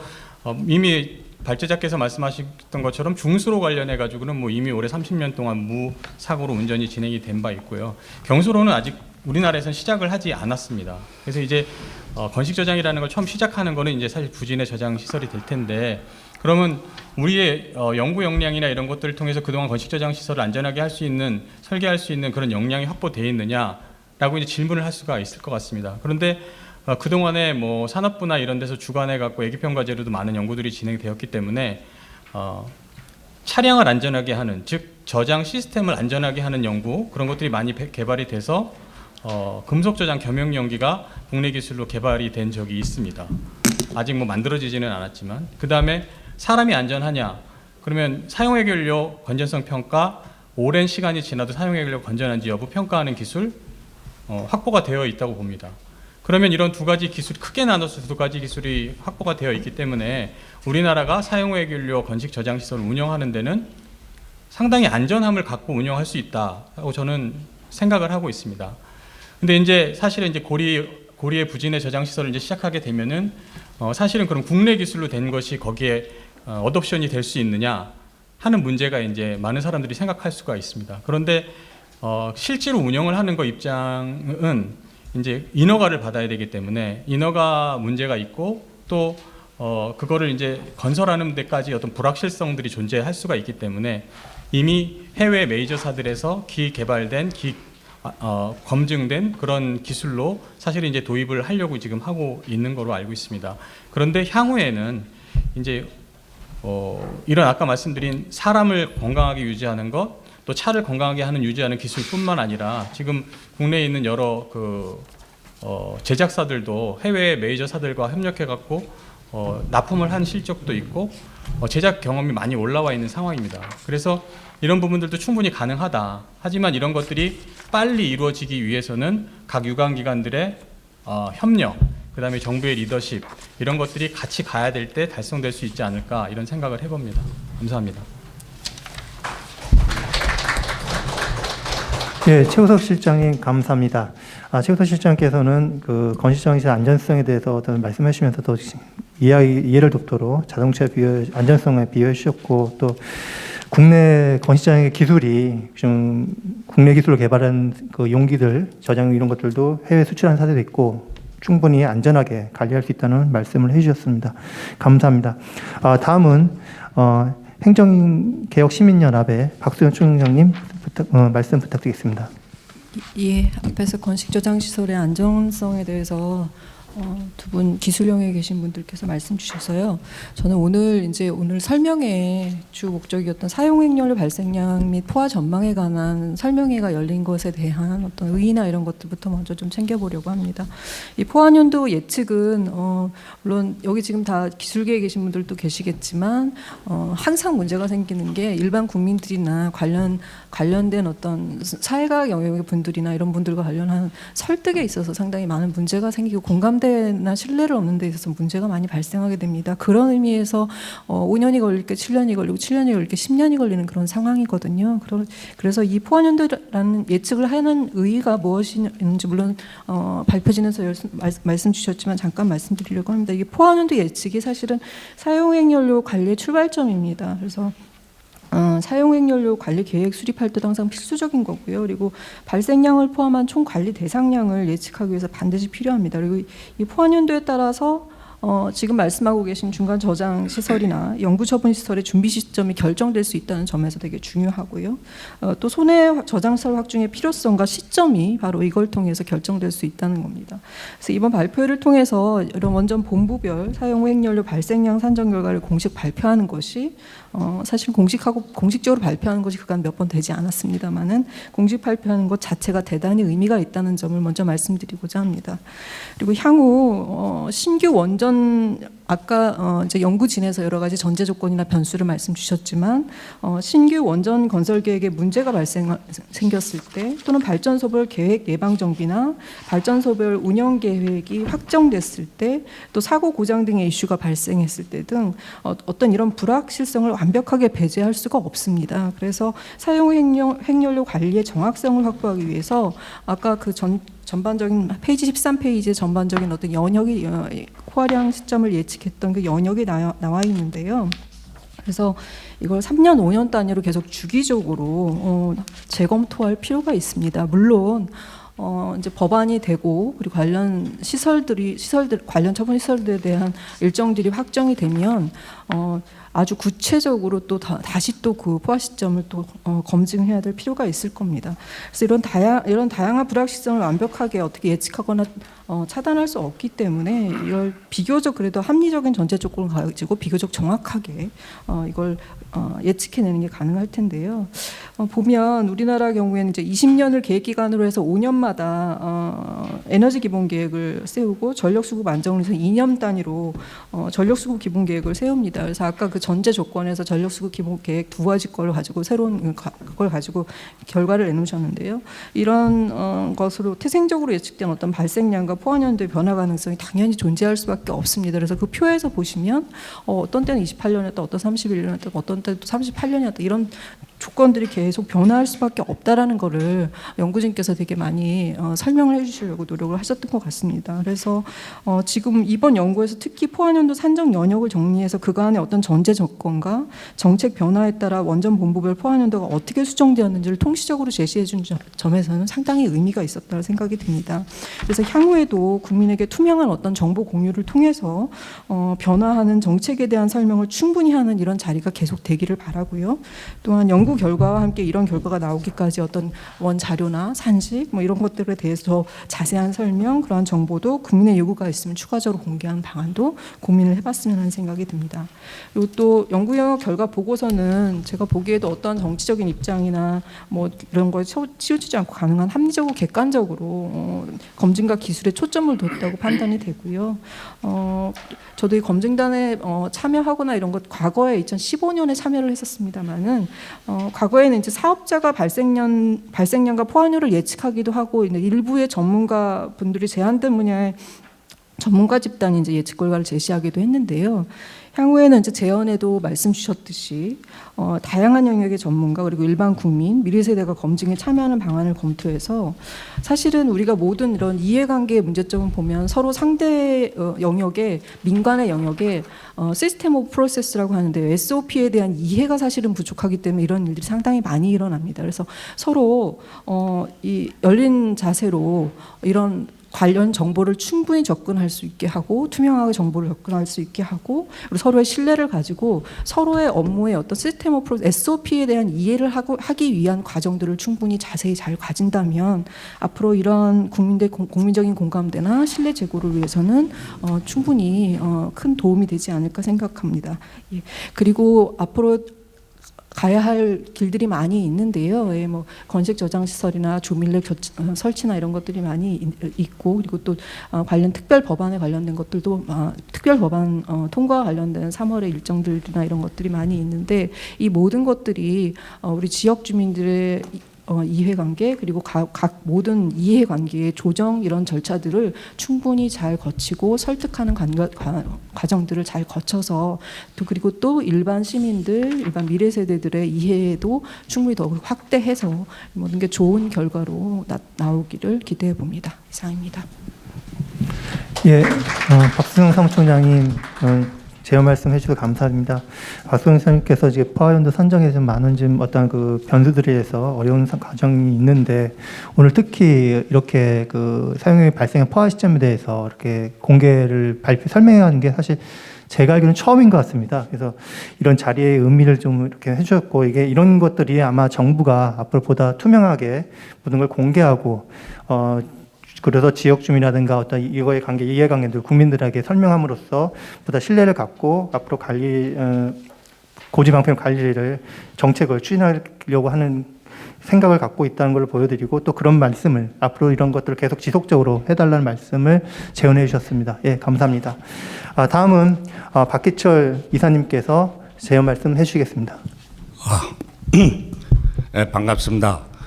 저는 평생을 원자력 발전소 발전과 건설에 근무하고 퇴직해서 해외 쪽 사업 겸해서 다니다가 문재인 정권 5년 동안 이 탈원전 폐해를 막자고 길거리에 나선 덕분에 또 여기 방사선 폐기물 그 특별법에 대해서 말할 기회를 줬는데, 저는 원래 대중 앞에 좀 울렁증이 있습니다. 그렇지만 이왕에 기회가 있었으니까 한 말씀 드리고자 나왔습니다. 사실 대한민국은, 저는 원자력의 도입이 대한민국의 축복이라고 생각을 하고 있었습니다. 사실 도입 단계에서부터 원자력의 도입은 대한민국의 플랜트에 기술 기준이 적용되고 품질 보증 개념이 들어가고 거기에 관련된 수많은 고급 기술자와 기능인을 생산해서 사실은 이 원자력의 그 기술 파급력은 향후에 한국에 고속철이 들어왔을 때 거기에 품질 보증 검사를 나갔던 우리 그 관련인들이 앞으로 고속철은 위험하니까 우리 가족부터 못하게 해야 될 정도로 그 품질 보증이나 기술 개념이 포함됐었고, 여기서 원자력 발전소의 영접에 담당했던 사람들이 실제로 대한민국 조선산업의 모듈화의 1등 공신이 됐습니다. 그리고 적기에 생산된 전기는 그 당시 싸고 안정된 전기 공급으로 삼성 반도체 산업의 기본 에너지 공급 근간이 됐기 때문에 대한민국 산업 성장의 주역이 됐고, 지금도 원자력은 50원 정도의 싼 킬로와트당 50원 정도의 가격으로 대한민국 국민들이 에너지 복지를 누리는데 기여를 해왔습니다. 그래서 문재인 탈원전 정권이 나서기 전에는 적어도 한전이 그 정도 낮은 전기요금으로도 10조 흑자를 낼 수 있는 상황에서 5년 탈원전 정책 상황에 지금 어떤 상황이었습니까? 물론 가스값, 연료비, 가스값 수익가가 올라서 그 전기요금 폭등의 원인이 됐다고 하지만 원자력의 에너지 믹스가 적절하게 됐더라면 그런 충격을 완화할 수 있었을 것이고, 지금도 한전의 흑자는 유지되고 국민의 에너지 복지는 유지될 텐데, 앞으로도 지금 예상되는 그 후유증이 앞으로도 전기요금 상승이 상당폭 진행돼도 오래 갈 것 같고, 에너지 수입으로 경상수지 흑자가 적자로 돌아선 상황이 개선되지 않고 계속하고 있습니다. 이러한 상황에서 지금 4차 산업혁명이나 이런 상황에서 절대로 에너지는 그 나라를 살리는 강국이고, 그렇다면 원자력이 그 기반을 해야 된다는 필수성에 비춰서 원자력은 절대 필요한 에너지다. 그렇다면 이 원자력 산업이 계속 가기 위해서 따라야 되는 이 익스코아 상태, 그러니까 사용 후 해결료의 처리 처분 문제는 우리는 당연히 필수한 불가피한 사건인데, 이러한 상황이 왜 지금까지 이렇게 되었느냐에 대해서는 참 안타깝게 생각을 합니다. 저는 이 산자보고 협력을 해서 이 방사선 폐기물 처분을 담당하는 환경관리공단을 이렇게 만드는데 참여했었습니다. 그리고 그 당시에는 그게 시적절하게 갈 거라고 생각을 했는데, 사실 노무현 정권 때 그 선언된 이런 상황이 방사선 이 고준위 폐기물은 거기가 며느리가 아기를 임신하면 기형아가 생산되고 암 발생률이 늘어나고, 그러한 그 동물질 쓰레기를 우리 고장에 우리 마을에 10만 년을 묻어둔다는 그런 개념들이 통했고, 그게 폭동까지 진행됐고, 그래서 변칙적으로 중저진 쪽으로 합의를 돼서 미봉합된 봉합이 미완성된 상태로 지금까지 진행이 됐다고 저는 생각을 하는데, 그러한 과정에 준비도 사실은 좀 미숙했다고 보지만, 그러한 허위 거짓 선동 선쟁에 우리가 대응이 미흡하고, 어쩌면 지식을 가진 지성인들이나 거기에 관련된 행정가들이 좀 뭐라 그럴까, 태만하고 비겁했다, 이렇게까지도 생각을 하고 있습니다. 지금 말씀하시는 사실 사용 후 해결료 처리 처분 문제는 제가 원자력 발전소에서 근무한 상황으로 보면, 제가 원자력 발전소에서 근무하고 거기서 365일 살 테냐, 아니면은 이러한 고준위 폐기물 처분장에서 360 살 테냐 하면, 저는 제가 돈 내고 이 방패물 처리장에 가서 살 정도로 안전한 느낌으로 받아들입니다. 사실은 이렇게 과장된 방사성 공포에 의해서 이렇게 됐을 뿐이지, 기술 기준을 지켜서 만들어지는 지금까지 표현된 이 폐기물 처분장이 어떻게 환경하고 국민 건강에 위험하다는 생각이 들 수가 있습니까?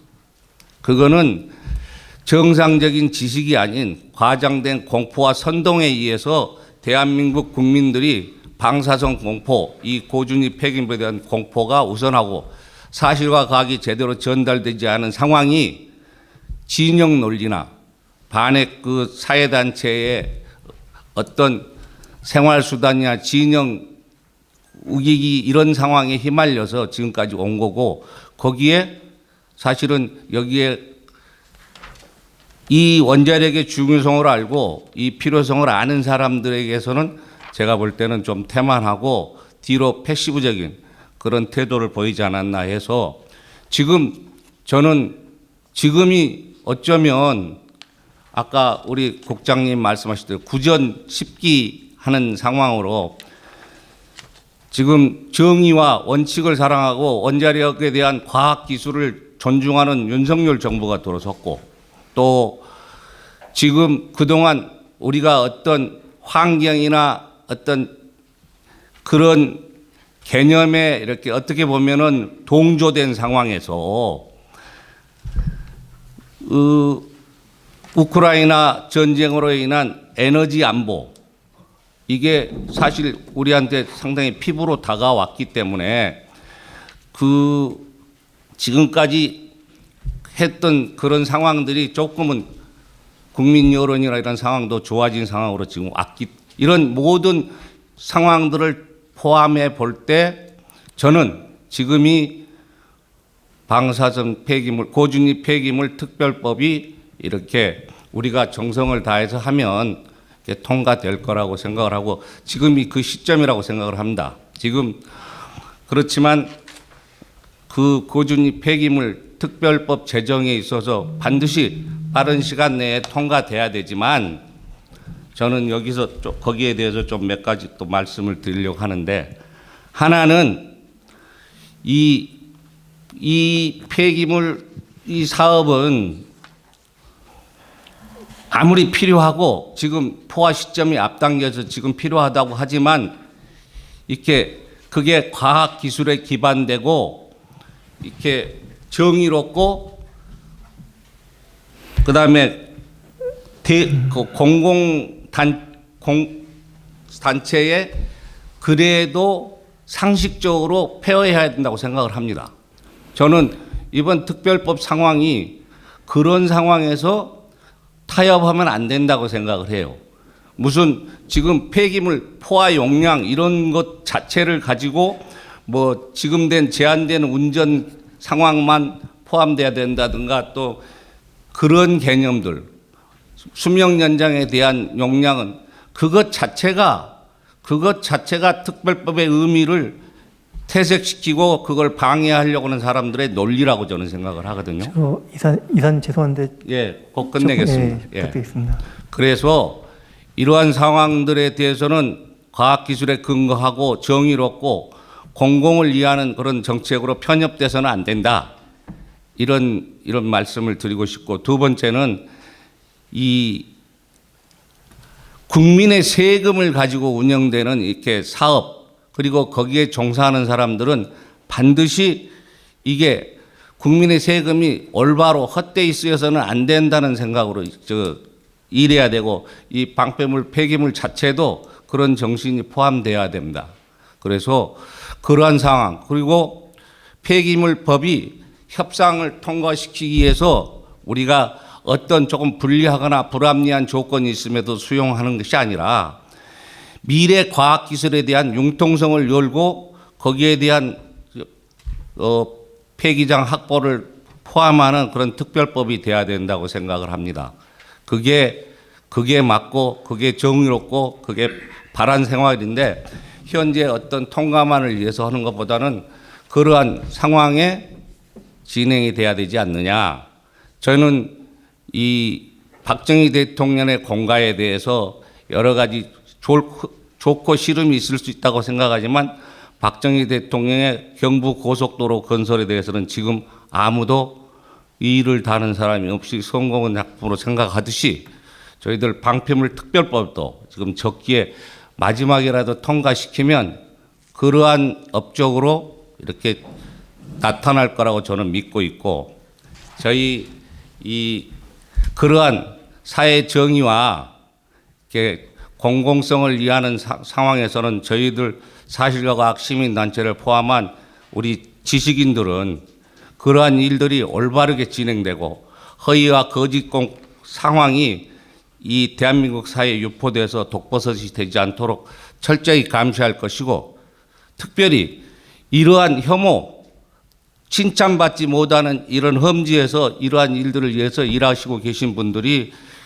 하는 거에 대해서는 그 공과를 가려서 이름이 나게 하고 기록하고 또 응원하고, 또 그렇지 않은 거에서는 분쇄하고 파괴하는 활동을 계속할 것임을 말씀드리겠습니다. 감사합니다. 예, 이사님 감사드립니다. 이사님께서 그 원전에 좀 오래 종사하시면서 그 경험하셨던 그런 원전의 안전성뿐만 아니라 사용관리 안전성에도 얘기해 주셨고, 또 우리 그 지식인들 이런 종사자들이 좀 더 그 가역과 사실에 의해서 더 적극적으로 대응해야 한다는 말씀하셨고, 또 그런 과정에서 특별법도 꼭 제정돼야 한다는 말씀을 해주셨습니다. 다시 한번 감사드립니다. 마지막으로 그 세아베스트의 이현호 팀장님 말씀해 주시기 부탁드리겠습니다. 네, 안녕하십니까. 세아베스트의 이현호입니다. 오늘 학회에서 습식 저장시설 포화율이 당겨질 거라고 발표를 하였습니다. 그래서 저희 산업계 입장에서는 한편은 우려도 있고 기대도 있습니다. 그런 것은 어떤 정책이 결정되면 결국은 최종적으로 사업화를 해야 되는 역할을 담당하고 있는 게 기업이라고 생각합니다. 그래서 오늘 저는 그런 기업의 입장에서 몇 마디 드리고자 합니다. 저희 회사는 잘 아시는 것처럼 철강업을 주로 하였습니다. 그런데 지난 2018년부터 사용 행렬료 저장 용기 사업을 시작을 했고, 작년에 처음으로 미국에다가 사용 행렬료 금속 저장 용기를 수출하였습니다. 그리고 또 국내에서 수출한 용기 중에서도 유일하게 사용 행렬료가 장전되어서 보관되어 있는 것을 확인할 수도 있었고요. 그것은 오늘 배포된 자료에 보면 사진에도 나와 있습니다. 특히 이제 이 사업을 하면서 어려웠던 점은 지난해 US NRC 인증을 저희가 처음으로 취득하게 되었는데요. 아직까지 이 사용 후 행렬료 저장 용기 관련해서 US NRC 인증을 획득한 것은 저희 회사가 유일한 걸로 알려져 있습니다. 그러다 보니까 처음으로 수행하다 보니까 좀 어려움이 있었지만 또 무사히 잘 극복해서 여기까지 오고 있습니다. 그러던 시기에 지난 화요일이었죠. 화요일 7일에 한수원 이사회에서 고리 사용 행렬료 건식 저장 시설 건설 기본 계획을 발표를 했는데요. 저희 산업계 입장에서 가장 기다리던 소식이 아닐 수 없었습니다. 왜냐하면 저희 말씀드린 것처럼 미리 선행적으로 제작 기술 확보하고 오히려 미국에 공급하는 납품 실적까지 확보해 놓은 상태에서 이제 국내 시장까지 이제 시작할 거라는 기대감 때문인데요. 이것은 이제 저희 어찌됐건 산업 입장에서는 사업의 연속성 측면에서 수출해서 내수로 전환할 수 있는 좋은 기회라고 기대를 하고 있는 상황이었습니다. 반면에 지금 친환경 에너지로 지금 완전히 분리돼서 좀 얘기되고 있는데요. 그래서 습식 저장 시설이 저장 시설 포화율이 기존보다 좀 앞당겨질 것으로 예측되고 있는데요. 현재 지금 고리 원전을 시작으로 해서 한빛 하늘 원전도 한수원 이사의 의결된 것처럼 빠른 시일 내에 건식 저장 시설 건설이 좀 확정돼서 좀 우리가 친환경으로 분리되고 있는 원전의 가동 혹시나 중단되는 일이 없기를 좀 바라고요. 그다음에 또 빠른 사업화 추진으로 인해서 그동안에 좀 많은 어려움이 있었던 원전 산업 생태계에 도움이 되리라고 이렇게 기대하고 있습니다. 그리고 이 건식 저장 시설은 좀 일부 우려하는 바와 같이 그거와 달리 이제 중간 저장 시설 운영 전까지 한시적으로 이제 운영을 목표로 하기 때문에요. 최소 필요 양만을 저장 목표로 하고 있는 걸로 알고 있습니다. 그래서 따라서 중간 저장 시설 운영 계획 수립 또한 이제 절실한 상황이라고 판단하고 있고 최대한 원전이 친환경 에너지원으로 인증받기 위해서 처분 시설의 운영 계획도 수립이 요청되고 있는 걸로 알고 있습니다. 따라서 고준위 방폐물 특별법이 좀 신속하게 제정되었으면 하는 바람과 더불어서 중간 저장 시설 또 처분 시설 운영 계획도 일정도 특별법에 담아냈으면 하는 바람입니다. 또한 잘 아시는 것처럼 EU 텍소노미에서 탄소 중립을 실현하기 위해서 EU 외의 국가에게도 동일한 기준을 적용한다는 그런 발표들이 있습니다. 이는 자칫 산업계 입장에서는 불이익으로 인해서 수출 시장의 경쟁력 열이 상황이 발생할 수도 있는 상황이 발생될 것이 우려되고도 있습니다. 하지만 다행히 EU 집행부가 원자력을 EU 텍소노미에도 포함되었고요. 근데 그 전제 조건이 있었죠. 원전이 녹색 경제 활동으로 인정받기 위해서 방사성 폐기물 처분장을 확보하고 그 운영에 대한 세부 계획을 수립해야 된다는 그 전제 조건이 있었습니다. 그래서 따라서 현재 지금 국회에서 논의되고 있는 특별법이 조속한 제정과 함께 반드시 중간 저장 시설하고 처분 시설의 로드맵을 명시함으로써 산업계의 수출 경쟁력 확보에 보탬이 될 수 있도록 좀 당부드립니다. 이와 같은 상황은 우리 원자력업계가 청정 에너지원의 공급을 넘어서 우리나라 산업의 전반적인 수출에도 기여할 수 있는 그런 좋은 기회라고 생각되고요. 더불어서 우리 원자력업계 위상을 더욱 높일 수 있는 좋은 기회라고 생각합니다. 그래서 마지막으로 정리하자면 산업계 입장에서 기업의 입장에서 사용의 핵연료 금속 저장 용기를 먼저 해외로 수출하면서 제작 기술을 쌓아왔고요. 그다음에 한수원에서 고리원전의 건식 저장 시설 계획을 의결해서 앞으로 국내에서 사업이 시작되는 것에 대해서 감사드리고 더불어서 고리를 비롯해서 한빛 한울 원전의 습식 저장 시설이 앞당겨진 포화율과 한시적인 임시 저장 시설 문제를 해결하기 위해서 논의적인 특별법을 다시 한번 조속한 제정과 중간 저장 시설, 처분 시설 로드맵을 포함해서 산업계 수출길에 도움이 되어 주기를 좀 간절히 부탁드리겠습니다. 감사합니다. 예, 이현호 팀장님 발언 감사드립니다. 좀 산업계에서 지금 그동안 기술 사용료로 저장 시설의 저장 용기에 대해서 기술 개발도 하고 또 미국의 원자력 기준제위원회에 인허가도 받고 해서 또 해외 수출까지 해가지고 우리나라 국내 기술로서 안전하게 사용을 관리할 수 있다는 말씀을 해주셨고 또한 산업계의 어떤 바람으로서 빨리 중간 저장이라든가 이런 사용 처분 이런 시점이 좀 정해진 그런 고지 방사능 폐기물 특별법안 제정도 이제 좀 필요하다고 말씀해 주셨습니다. 또한 특히 이제 원자력이 친환경 에너지로서의 받기에서 또한 특별법이 필요하다는 말씀도 해주셨습니다. 네, 감사합니다. 이상으로 전문가 패널분들의 그 재원상 청취를 모두 마치도록 하겠습니다. 이어서 플로어에서의 질의응답 시간을 갖도록 하겠습니다. 질문이 있으신 분은 좀 손을 들어주시고 또 말씀하실 때 소속과 이름 성명을 말씀해 주시기 부탁드리겠습니다. 마이크 전달하도록 하겠습니다. 예, 말씀해 주시죠.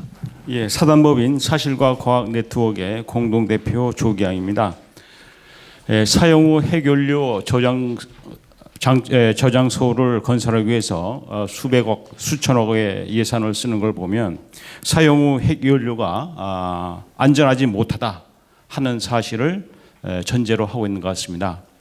그렇다면은 지금 현재 전 세계적으로 수십 개 나라에서 수백 개의 원전을 가동하고 있고 그 원전에서 사용 후 핵연료를 배출 관리하고 있는데 사용 후 핵연료 때문에 발생한 인명 피해라든지 사고 상황이 어느 정도인지 윤형준 한국 방사성 폐기물 학회 부회장께서 말씀해 주시면 감사하겠습니다. 먼저 첫 번째로 돈이 많이 드신다고 그러셨는데 이 코스트의 비용은 설계 기준을 얼마나 강화하고 보수적으로 가느냐에 따라서 가름이 됩니다. 그러니까 일반 산업 기준이 있고요. 그다음에 원자력 설계 기준이 있거든요. 이 산업 기준과 원자력 설계 기준의 차이는 사실 어떻게 보면은 돈이거든요. 마스크 벗고 말씀해 주시면 예, 돈입니다. 그러니까 저희가 이제 똑같은 이제 벽 하나만 가지고 설명을 드릴게요. 일반 산업계에서는 이제 그거를 철골 구조라든 벽돌 구조라든 어떤 상황에 맞춰서 건설을 하고 시공을 하고 설계를 하면 되는데 원전 같은 경우에는 외부 충격, 뭐 항공기 충돌 있잖아요. 거기서부터 시작해갖고 차폐 모든 걸 고려해가지고 보수적으로 설계를 하기 때문에 돈이 많이 드는 거고요. 그래서 건식저장 시설도 일반 산업 기준으로 설계하면은 사실은 돈이 안 드는데 보수적으로 안전하게 설계하다 보니까 돈이 많이 드는 거고요. 그리고 사고 사례를 지금 얘기해 달라고 그러시는데 사실 제가 원자력 바닥에 한 30년 가까이 있으면서 건식저장 시설 사고 사례를 들은 적이 없습니다. 그래서 지금 질문에 대해서 제가 몰라서 그러는지 모르겠지만 제가 답을 드릴 수는 없고요. 그 사고 사례는 이제 찾아보시면 돼요. 그 구글에 들어가서 NRC 그러니까 미국 규제위원회 찾아 들어가서 액시던트라는 단어만 그 치시면 아마 사고 사례가 나올 텐데 아마 거기를 찾으셔도 별다른 사고 사례를 찾으실 수 없을 거예요. 그 얘기는 뭐냐면 이거 그냥 굉장히 심플하고 굉장히 안전하게 설계가 되고 안전하게 운영이 되기 때문에 사고가 일어날 확률이 굉장히 적습니다. 그 이제 아까 저 한수원의 우리 김영덕 박사가 독일 얘기를 했는데요. 독일에서 사실은 동서독으로 갈려 있을 때 그 걔네들이 이제 그때 건식 저장 시설을 지었었고 사실 에어크래프트가 크래시하는 사고가 있었어요. 그거는 전투기입니다. 그래서 걔네들이 이제 그 사고 사례를 반영을 해가지고 이제 건식 저장 시설 골레벤이나 뭐 그런 중간 저장 시설을 지었는데 9.11이 터졌잖아요. 그거는 보잉 큰 여객기가 이제 충돌해서 이제 그 커다란 빌딩 자체가 무너지는 사고였는데 이제 독일 입장에서 보자면은 전투기는 이제 요만한데 보잉은 이만하잖아요. 그래서 걔네들이 사고 분석을 다시 했고 그래서 그 사고 분석에 부족한 사례에 대해서 보강을 했습니다. 그래서 바깥쪽에 1m가 넘는 월을 세워가지고 항공기가 충돌했을 때 완화하는 버퍼 역할을 하는 월을 세웠거든요. 그래서 지금 건식 저장 시설의 안전성, 시설의 안전성, 그러니까 그 하드웨어의 안전성을 논하는 거는 사실은 저는 좀 지난, 좀 시대착오적이라고 말씀드리는 건 아니고 좀 너무 좀 구시대적인 그런 게 아닌가. 그래서 이 안전의 모멘텀도 좀 바뀌어야 된다. 그러니까 저희가 지금 원전 아까도 계속 말씀드렸지만 수출도 하고 뭐 그런 복잡한 설계도 하는 나라가 그런 간단한 심플한 저장 시설을 안전하게 못 한다 그러는 거는 사실 말이 안 되거든요. 더군다나 그 용기 안전성이 보장된 용기를 또 구조물 그 항공기 그 충돌이 반영된 구조물 안에다 집어넣는데 사실은 더 이상 어떻게 안전하게 그 시설을 건설 시공하겠습니까? 그래서 지금 월성도 지금 30년 넘게 운영하면서 사고 사례가 없거든요. 죄송하지만 제가 지금 사고 사례에 대해서는 제가 지식이 없어서 그런지 제가 아는 게 없습니다. 그리고 지금까지 찾아본 거로는 발생한 적이 없고요. 이상입니다. 예, 추가 질문.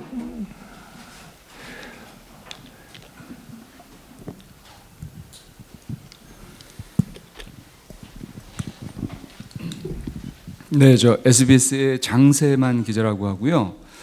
오늘 발표해 주신 송기찬 소장님께 여쭤야 될 것 같은데요. 사용 해경료가 종전 계산에 비해서 한 15만 8천 다발이 증가했다는 말씀이시고요. 그러니까 한 산업부의 보도 자료에 따르면 그렇게 되고, 그러니까 숫자로 치면 한 25% 정도 증가한 걸로 계산이 됐다는 내용인데, 어떤 요인에 의해서 이렇게 증가됐는지 그 부분을 좀 설명을 좀 부탁드릴게요.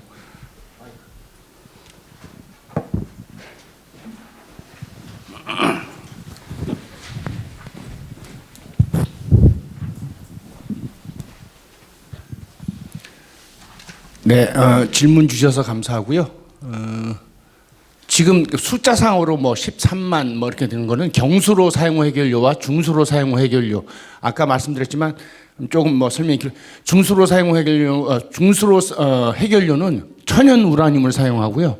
그리고 경수로 해결료는 지금 현재는 한 4% 이렇게 정도 농축된 우라늄을 사용하기 때문에, 그리고 경수로 사용후 해결료는 4m짜리고 중수로 해결료는 50cm짜리예요.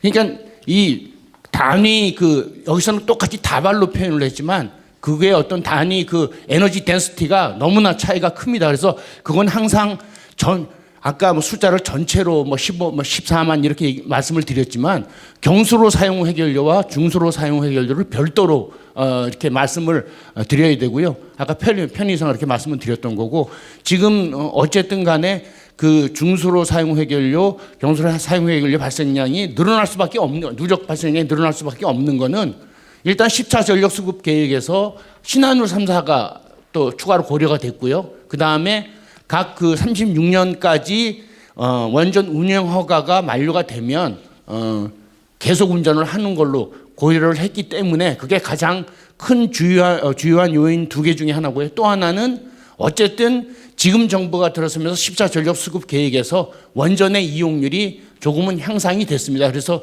그 3가지 요인 때문에 그렇게 된 거고요. 13만, 14만 그런 숫자에 너무 민감하지 않으셨으면 좋겠습니다. 네. 지금 시간이 거의 다 됐는데요. 마지막으로 한 분만 질문 있으시면 질문 받고 답변한 다음에 오늘 설명회를 마치도록 하겠습니다. 혹시 추가 질문 있으신가요? 지금 없으신 것 같은데요. 그러면 더 이상 질의가 없으므로 이상으로 오늘 사용해결료 발생염의 포화식 전 설명회를 마치도록 하겠습니다. 이렇게 오늘 전문가 2분 주제 발표해 주시고 또 5분의 패널분들, 그리고 또 오늘 이렇게 오르신 언론사 기자단들과 또 각종 전문가분들 모든 분, 이게 참석하신 모든 분께 다시 한번 감사드립니다. 예, 감사합니다. 이상을 마치도록 하겠습니다.